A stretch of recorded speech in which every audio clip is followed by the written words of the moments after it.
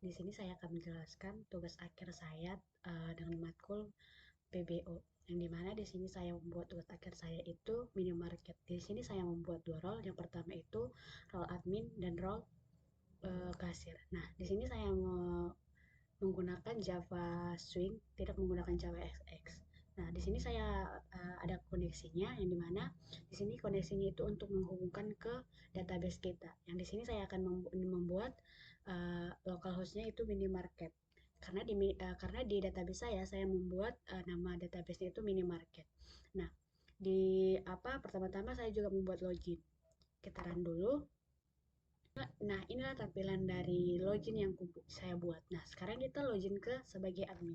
Di mana saya membuat usernya itu nama saya sendiri dan passwordnya itu 123. Saya klik login. Di sini ada pesan login berhasil sebagai admin. Nah, di dalam admin ini saya membuat 7 master yang dimana ada dashboard, produk, jenis, karyawan, transaksi, pelanggan, dan laporan. Nah, di dashboard ini ada jumlah stok. Nah, jumlah stok ini ya seperti jumlah produk yang dimana ada 7. Itu terdapat dari si menu si produk ini. Nah, si karyawan ini jumlahnya 2 karena di karyawan masih ada datanya hanya ada 2. Dan si transaksi datanya juga ada 4. Nah, di sini juga ada tabel transaksi yang dimana data ini berasal dari si menu transaksi ini. Terus di sini ada produk hampir habis. Nah, di produk hampir habis ini ketika produk itu kurang dari 5, yang dimana nanti setelah misalnya kita input 3, produknya itu akan muncul di produk hampir habis ini. Nah, sekarang di menu produk. Nah, di sini di menu produk ini kita dapat mengubah, melihat, mengupdate, dan menghapus. Nah, di sini saya akan membuat satu produk dengan ID 0009. Nama produk kita buat di sini sabun. Terus jenis sabun ini jenisnya itu pembersih. Harganya itu 5.000. Stoknya ada 34. Satuannya pieces. Nah, di sini kita create. Nah, produk berhasil ditambah. Di sini belum tertambah karena kita belum refresh. Nah, di sini si sabun sudah berhasil ditambahkan. Dan jika kita untuk menghapus, kita bisa menghapus seperti daya. Daya ini bisa kita hapus. Nah, di sini yakin ingin menghapus data, kita yeskan aja. Dan ini kita dapat mengupdate. Misalnya si sabun ini kita update menjadi si Lifebuoy.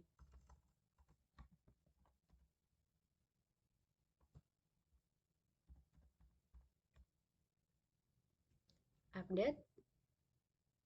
Nah, di sini si nama produk sabun itu berubah menjadi si Lifebuoy. Nah, sekarang di menu jenis. Di menu jenis ini kita tidak dapat, si admin tidak dapat mengubah, menambah, menghapus karena data-datanya ini dihasilkan dari si produk. Kan tadi kita buat si pembersih. Nah, ini dan dengan jumlah stoknya itu ada 34 dan jumlah produknya ada 1. Setelah itu di karyawan. Karyawan ini di sini si admin dapat mengedit, menghapus dan menambah. Nah, misal kita tambah ID-nya 004. Namanya kita buat Rewina. Emailnya rewina@mail.com.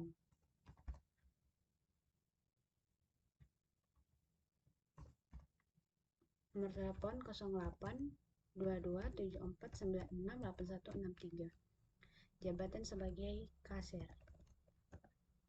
Status aktif.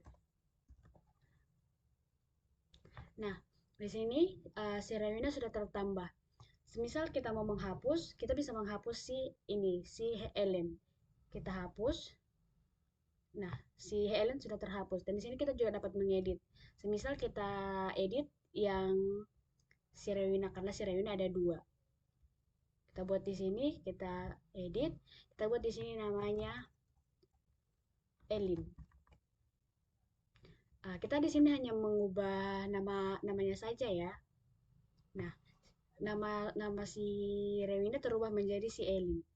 Terus di data transaksi. Nah, si transaksi ini kita dapat dari data si transaksi di dalam menu kasir. Yang dimana kita ke kasir dulu. Nah, di transaksi ini kita menambah transaksi. Semisal kita buat nama pelanggannya itu Ucup. Alamatnya itu Simelingkar. Nomor HP-nya asal kita buat aja, terserah. Nah, di sini kita dapat menambah beberapa item. Misalnya kita bisa menambah mie, sampo, roti, parfum sekaligus. Nah, di sini kita menambah seperti sikat gigi, kita tambahkan keranjang, terus ke Pepsodent, kita tambahkan keranjang. Nah, di sini totalnya semua itu jadi 19.000. Nah, semisal si pelanggan memberikan duitnya itu 30.000, 50.000. Nah, kembaliannya itu adalah 31.000. Nah, kita simpan transaksi berhasil. Nah,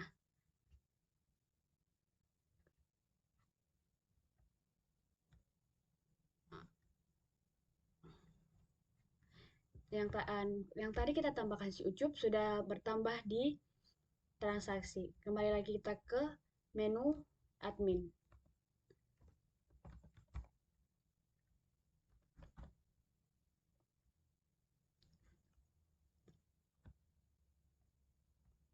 Nah, di transaksi ini si Ucup sudah ada datanya.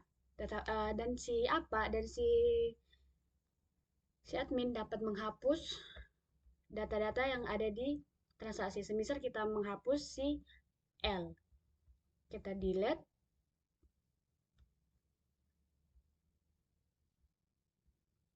Maka si L berhasil dihapus.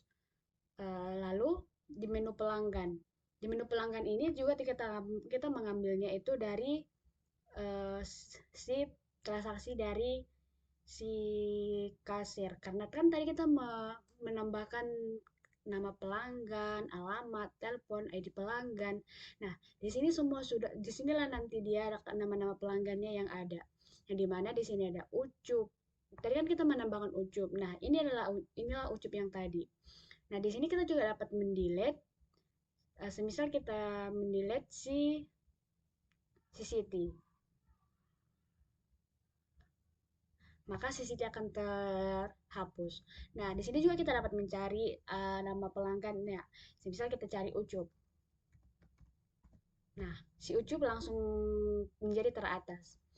Setelah itu kita ke laporan. Untuk menu laporan ini terdapat ada laporan produk, laporan transaksi, laporan pelanggan, laporan jenis, laporan karyawan. Nah, semisal kita pilih kayak laporan karyawan, nah di sini langsung otomatis data-data yang dari si karyawan langsung otomatis masuk ke laporan karyawan. Nah, kita bisa kita cetak, kita print,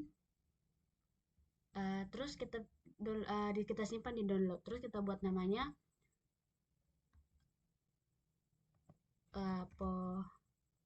laporan karyawan. Kita save,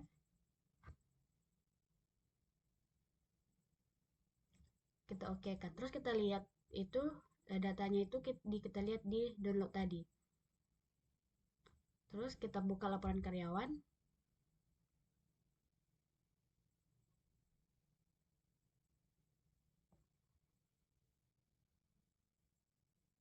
Nah, beginilah hasilnya ketika sudah dicetak. Nah, sekarang kita ke menu kasir. Yang dimana menu kasir ini terdapat di dashboardnya itu terdapat pendapatan harian, pendapatan total, dan transaksi. Yang dimana pendapatan harian ini ada kayak semisal si pelanggan melakukan transaksi itu langsung otomatis pendapatannya itu langsung masuk ke pendapatan harian. Sedangkan pendapatan total ini seluruh kayak transaksinya gitu. Sedangkan transaksi berapa pelanggan yang melakukan transaksi.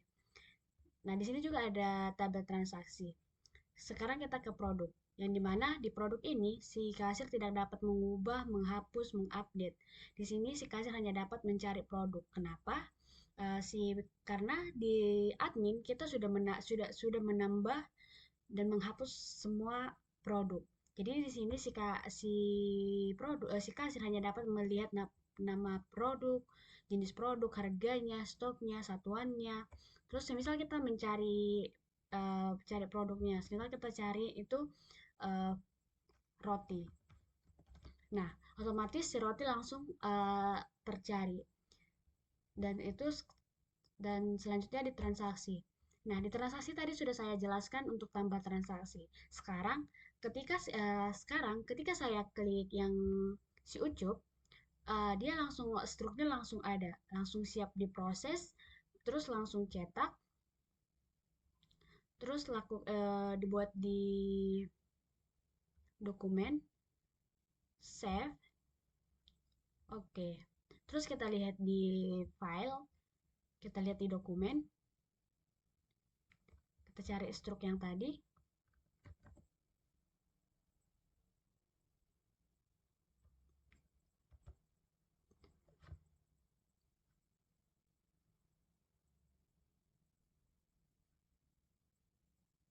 Nah, inilah struk yang tadi kita check out itu.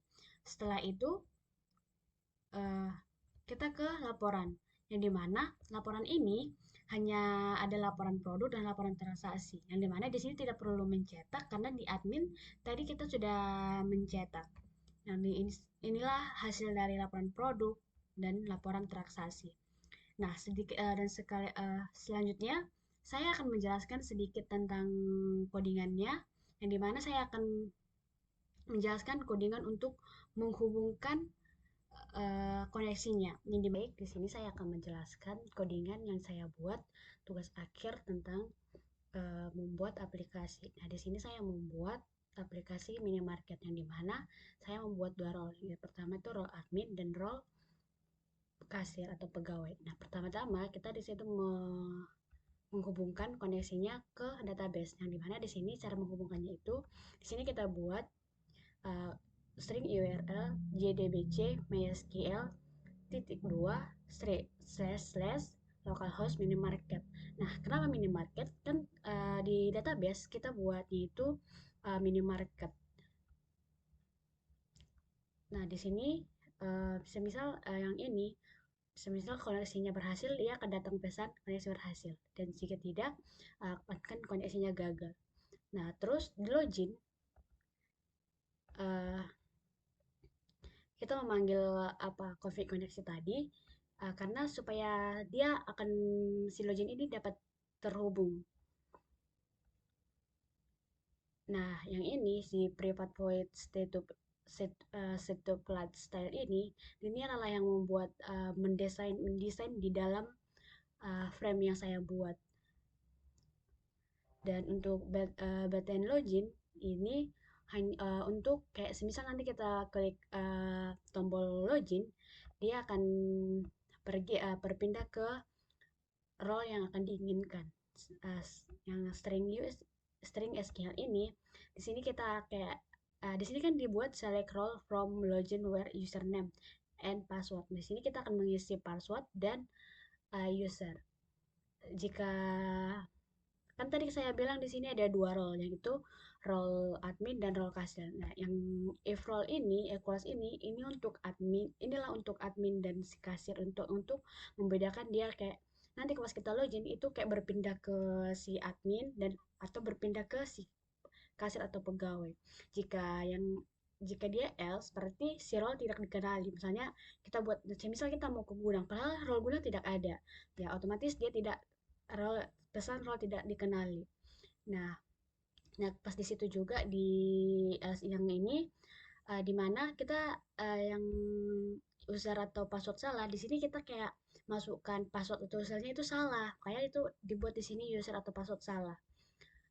Yang cat SQL Expand ini di sini kayak semisal si database atau si SQL belum terhubung ke si ini si login ini. Terus yang di button tambah ini kayak semisal di sini kayak kita menambah akun untuk si pelanggan, si admin. Nah, yang si public static void main stringnya ini di sini itu tuh pemanggilan pemanggilan si flat live ini si flat live ini untuk kayak seperti mendesain kayak bentuk text field.